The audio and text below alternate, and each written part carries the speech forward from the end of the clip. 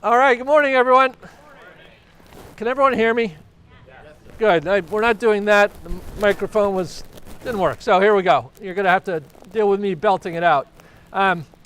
It's really nice to have everyone here this morning as we come to dedicate and to celebrate the opening of this wonderful building. If you've known me for 8 hours or 8 years, you know that my first priority is the school taking good care of kids and student well-being.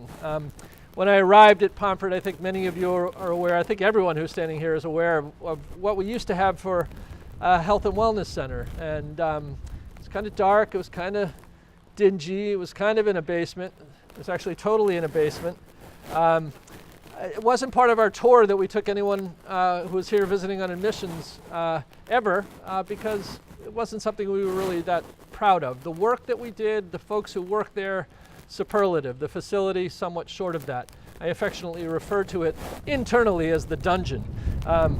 So we no longer have the dungeon, at least not as a health center. And the space that used to be the dungeon is now renovated in beautiful new space for communications and for the business office. And thanks to the generosity of so many people, we're here standing in front of this beautiful building.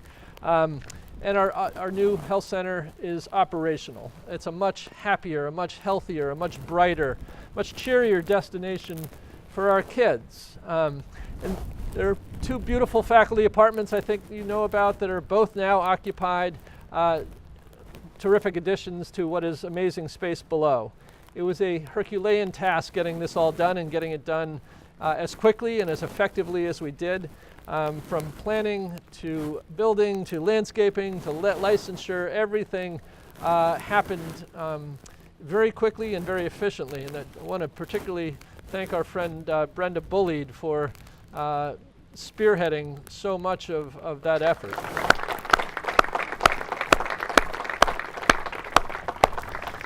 There are other folks that I really feel is important to acknowledge. We're not here today if people don't get behind this initiative with their generous support to the school. And so if you'll bear with me, the list of folks I'll read is a list of both donors and those folks who were involved in a variety of different ways as contractors and supporters through the process. So I want to thank Greg Melville, a trustee, and his wife Susan Fox, board chair Justin Klein, Dr. Melanie Bone, who's a past parent, Howard Bergman, Katie and Steve Gowers, again past parents, former trustees and past parents Nancy and Pete Buck, past parents David and Diane Canapari, former board chair Charlie Wilmerding and his wife Ann, the late Edward DuPont, the entire class of 1955, our great CFO Ed Griffin, who was essential in this process as well, Brenda, as I've already mentioned,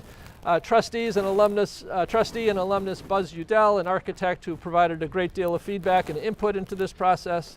Mark Simon, another architect, class of 1964, who helped so much with the landscaping. Shamit Design and Construction, Chris, you and your crew were unbelievable throughout. Steffi and Bradley Architects, you guys designed this. I mean, this is, we had a sort of a dream and a vision, and you made that come to life. Woodard and Kern, our civil engineers, Wozni Barber and Associates, our mechanical engineers, Steve Stimson, who did, with Mark Simon, did the landscaping, and all of our local contractors who were able to help us with this project. It's a long list of people, but I want to give everyone who's on that list a thank you, so thank you.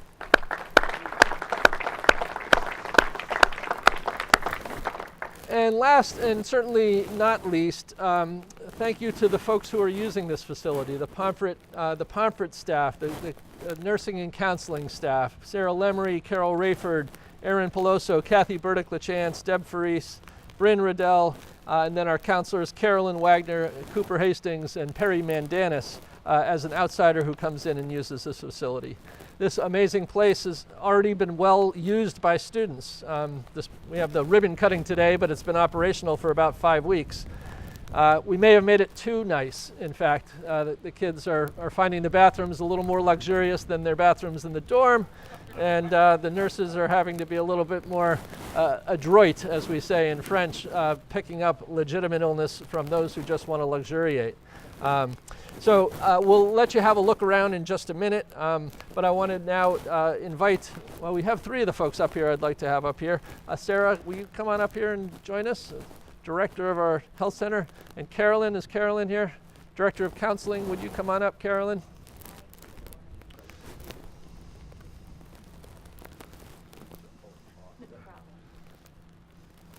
So we have these wonderful novelty scissors that are actually real scissors, I found out. And I'm going to ask Greg and Susan, if we could all squish in a little bit. I'm going to ask Greg and Susan to do the honors. All right. This is yours. All right. And on 3, 1, 2, 3. Woohoo! Well done. Well done. So I want to thank everyone for being here, for celebrating all of the hard work and generosity that made this new space possible. It's hard to overstate the impact that this building is already having on our kids and our faculty and staff. And I do hope, if you haven't already had a chance to see the inside of the building, that you'll now take a tour, learn a little bit more about how the space functions and some of the programming that happens. So thanks so much for being here. Enjoy what I hope will become a beautiful day. And thank you, everyone, for this wonderful ceremony. All right. Drag you all the way up here for a 5-minute. Thank you. Yeah, thank you. Well, Oh, you haven't had a tour.